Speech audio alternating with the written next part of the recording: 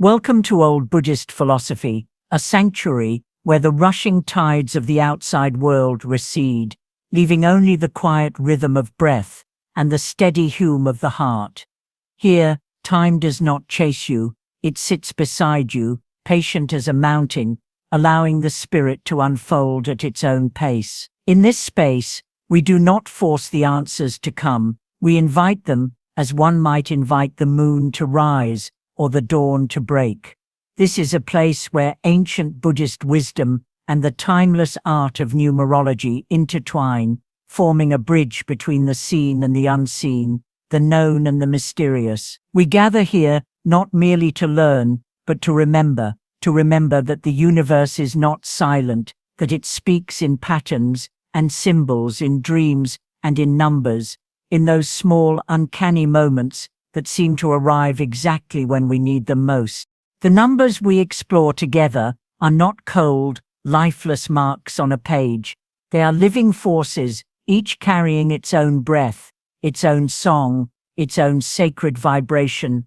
They are the footprints of the universe, scattered across the path to guide you when the way feels uncertain. To see them is to awaken, to follow them is to step into a deeper truth.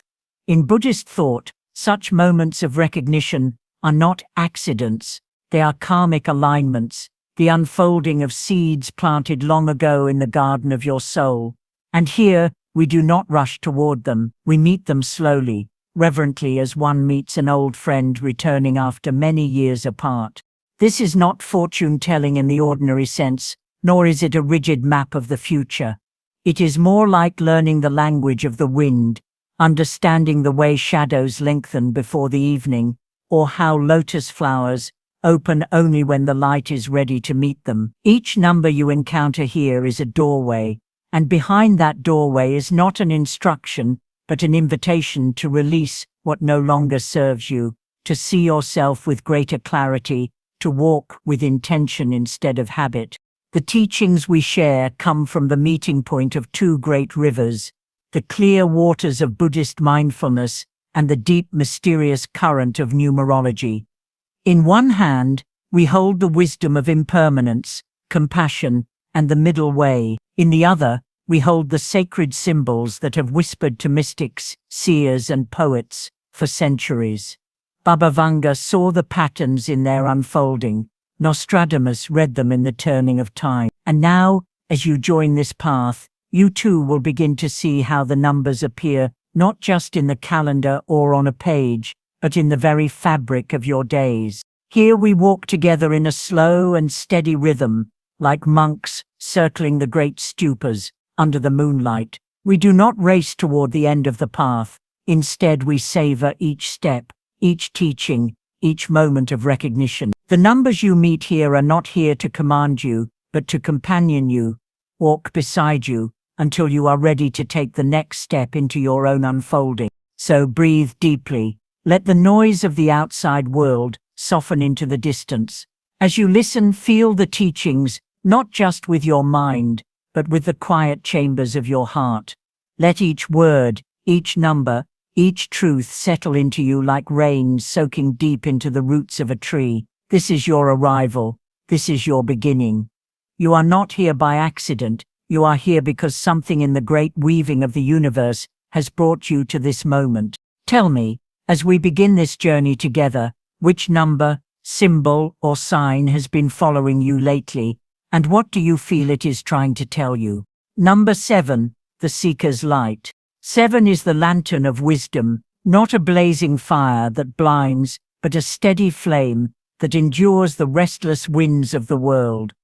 It burns with the patience of the mountain, the softness of moonlight on still water. This is the number of the pilgrim, the one who understands that the longest and most transportive journey is not across oceans or deserts, but through the silent corridors of one's own soul. In Buddhist thought, such a seeker does not chase truth like a hunter chasing prey.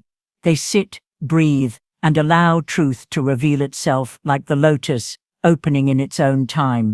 In the presence of 7, the heart is asked to slow, the mind is invited to quiet its endless commentary. Here, silence is not emptiness, it is fullness. It is the sacred space where intuition can finally be heard, where the soft flicker in the chest can grow into a guiding light. It is the knowing that cannot be explained, only experienced, like the way one senses the rain before the first drop falls. 7 whispers, trust this, trust that you already carry the answers, not in the noise of the world, but in the quiet spaces between your thoughts. The ancient seers understood this. Nostradamus, in his cryptic visions, did not merely look outward into the storms of history, he listened inward, to the currents that move unseen. Baba Vanga spoke often of inner awakenings that would ripple across generations, changes that would begin in a single soul before they touched the collective. 7 carries that same promise. It is the number of spiritual harvest, where the seeds of discipline, compassion, and patience finally bear fruit. And yet, 7 is not the end of the path. It is the lantern you carry forward, illuminating each step without revealing the whole road at once. In this way it teaches trust, trust in the unseen, trust in the unfolding, trust that the next stone will appear beneath your foot when you are ready to step. This is the middle way in action, neither rushing toward the future nor clinging to the past, but walking in presence, guided by the flame that never wavers.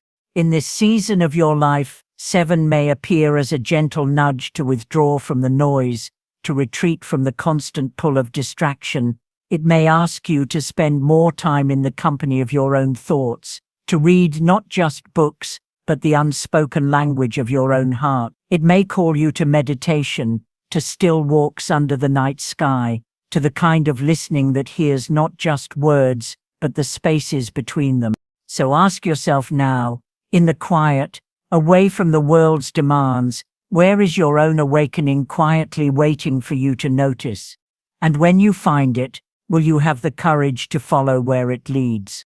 Number 14. The River of Transformation. 14 is a river, not the still water of a pond, but a living current, endlessly moving, reshaping its own path, carrying you toward the unseen horizon even when you try to anchor yourself to the familiar. It is the number of surrender wrapped in strength, the reminder that life's greatest transformations are rarely the ones we plan, but the ones that arise when we finally release control. The 1 stands as the pillar of will, the spark of decision, the courage to step forward even when the outcome is veiled.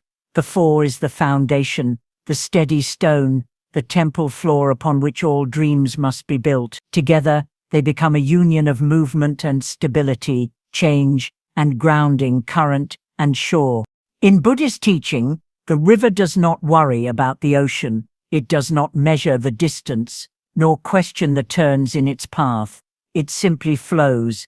In flowing, This is the essence of 14, the gentle power that comes when we let go of the need to control the map and instead trust the current beneath us. Just as the river shapes the stone over years of patient movement, transformation shapes the soul, not through force, but through persistence, surrender. The great seers understood this truth. Nostradamus spoke of shifts that would come like tides, unstoppable, shaping the destiny of entire nations. Baba Vanga often described personal awakenings as storms that, though fierce, would leave the air clearer than before. 14 carries this same essence, the reminder that change is not an enemy, but the quiet architect of your next chapter. When we resist it, we feel its force as struggle. When we flow with it, we feel its guidance as grace. 14's presence in your life is a sign to loosen your grip, not to drift without awareness, but to stop fighting the bends in the river. The turns you resist today may be the very ones leading you to the fertile valleys you have prayed for. In this way, the number invites you to soften, to listen, and to trust that each moment, even the unexpected ones, is part of a greater design that your current perspective may not yet see. Like the river, you are not the same from one moment to the next. You shed old ways, release past identities, and yet you are always yourself. Just as the river is always water, whether it is a gentle stream or a rushing torrent. This is the paradox 14 errors. Change does not erase you, it refines you. So ask yourself now, if you stopped fearing where the current might take you, what new shores might finally come into view?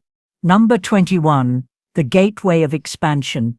21 is not merely a number, it is a doorway flung wide into the boundless unknown, a luminous threshold where the old self lingers for one last breath before stepping into the light of becoming. The 2 stands as the gentle hand of harmony, the weaver of destinies, the bridge between souls that reminds us we are not meant to walk this path alone. The 1 rises as the pillar of self-mastery, the quiet courage to take the first step even when the ground ahead is shrouded in mist. Together, they form a sacred bridge, 1 foot rooted in the story you have lived, the other reaching toward the one you have yet to write. In the mystic traditions, 21 is the number of creation, emerging from the formless, the moment where vision crystallizes into reality. It is the whisper in the ether, suddenly taking shape in your palm, the dream you once doubted, now breathing in front of you. To walk through the gateway of 21 is to acknowledge that you are ready, not only to receive, but to become the kind of being who can carry what you seek with grace. It is the crossing point between the self that once feared change and the self that now welcomes it as an old friend. The seers knew the weight of this number. Nostradamus foresaw moments in history where humanity itself would be called to awaken to a higher order of thought, where old patterns would dissolve like fog under the morning sun. Baba Vanga often spoke of thresholds that would not simply change a person's path, but alter the course of entire generations. 21 is such a threshold, a reminder that your personal expansion is never just for you. It ripples outward, touching lives you may never meet. In the light of Buddhist wisdom, expansion is not measured by what you acquire, but by what you embody. To expand is not to fill your hands with more, but to open your heart wider, to allow compassion, wisdom, and courage to grow roots deep within you. The lotus does not rush to bloom, it unfolds petal by petal, in perfect timing. Yet when it opens, the world around it is transformed. 21 stands before you like an open gate. The air beyond is different, fresher, lighter, humming with a frequency that feels both foreign and deeply familiar. You sense that, once you step through, you cannot return to the smaller version of yourself that once fit the old world. And so, the number asks not for hesitation, but for trust. Trust that the version of you on the other side is already waiting, arms outstretched. So now the question lingers in the stillness between heartbeats. Are you ready to step fully into the greater version of yourself, even if it means leaving the comfort of what you've always known behind? Number 9. Completion and soul embodiment. 9 stands as the elder in the great circle of numbers, the quiet guardian who carries the weight of many seasons and yet smiles with the serenity of one who has seen the full turning of the wheel. It is not the smile of possession, but of understanding, not the triumph of having everything, but the peace of needing nothing. 9 is the sacred breath at the end of a long journey, the exhale that blesses the path for those who will walk it after you. It is the number that knows endings are not the closing of life, but the ripening of it. This number whispers that completion is a holy act. In the teachings of the Buddha, to complete is not to abandon, it is to release with gratitude, knowing that what has run its course must return to the great river of existence. The tree does not mourn the falling leaf. It knows the soil will drink deeply of its return.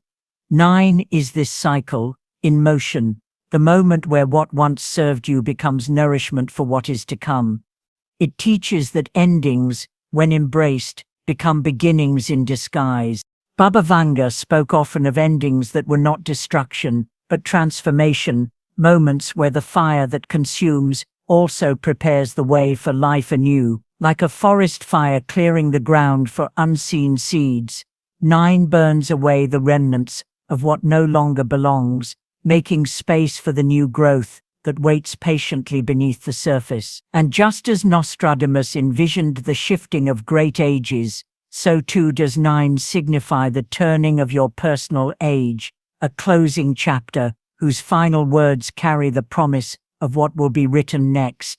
In the realm of the soul, 9 is not merely a number, it is the embodiment of wisdom, hard-earned and gently held.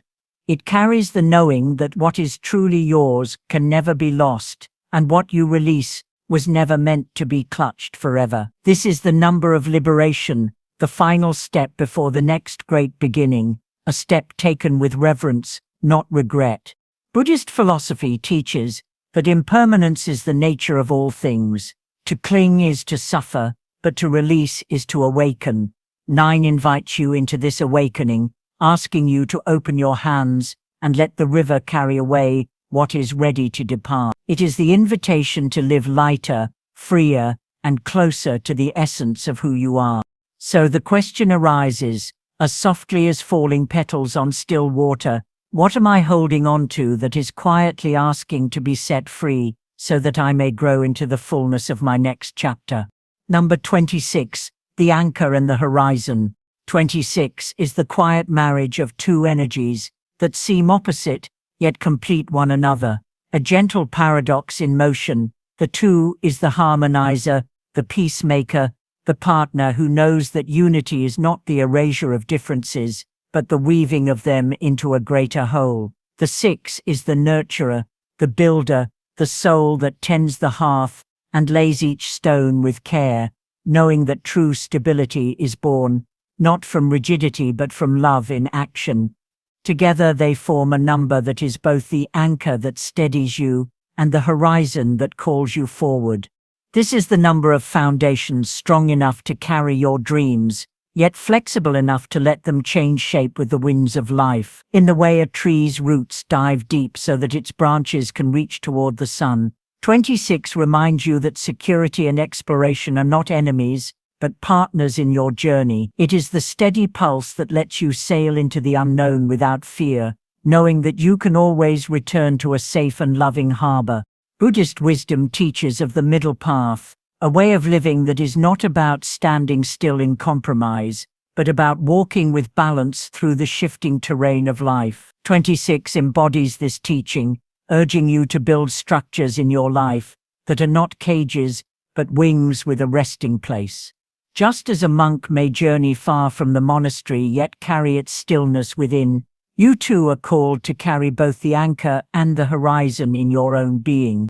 There is also a quiet prophecy in this number, an echo of the way seers like Nostradamus and Baba Vanga spoke of ages in which humanity would learn to live in greater balance, no longer swinging wildly between extremes, but learning the sacred art of steadiness. 26 is this energy made personal, a reminder that your most profound growth comes when you give your spirit a home from which it can wander freely. It is a truth of the heart that dreams require both freedom and form. Without structure, they drift away like smoke. Without space, they wither like a flower in too small a pot. 26 is the gardener's hand and the open field, the shelter that holds you and the sky that beckons you onward. So pause for a moment and ask yourself, am I giving my future enough structure to grow and my present enough freedom to breathe? Bonus number 35, the compass of quiet clarity. 35 is the meeting of 2 sacred forces, the 3, a spark of divine rhythm, the breath that awakens dormant seeds, and the 5, the sacred wind, the restless current that carries the soul toward horizons unseen. Alone they speak of creativity and movement, of visions and journeys. Together they do not scatter you into chaos, they forge a compass. But this compass does not merely point north, it points inward into the uncharted landscapes of your own spirit, where the truest direction is found, not in the maps of the world, but in the quiet pull of the heart. In the teachings of the Buddha, clarity is not a thing to chase, it is a flower that blooms in the stillness between thoughts. It is born in the pause between heartbeats. in the silence between decisions. 35 does not sound as a blaring trumpet. It arrives as the soft chime of mindfulness, as if the universe itself were reminding you to breathe and feel the weight of your own being upon the earth. It is the number that aligns the dreamer's vision with the walker's pace, urging you to move forward with the grace of a leaf drifting downstream, unhurried, yet always arriving. This number whispers of refinement, not haste. It tells you that you are not off course simply because the road is winding. Baba Vanga once spoke of years when humanity would seek guidance, not in noise, but in the still voice within. Nostradamus too hinted at an age when the greatest revelations would come not in the roar of change, but in the steady rhythm of truth, revealed drop by drop. 35 is a seed of that prophecy within your own life, reminding you that true clarity is rarely born in the storm, it blossoms in the calm after it. 35 lifts the weary and steadies the restless.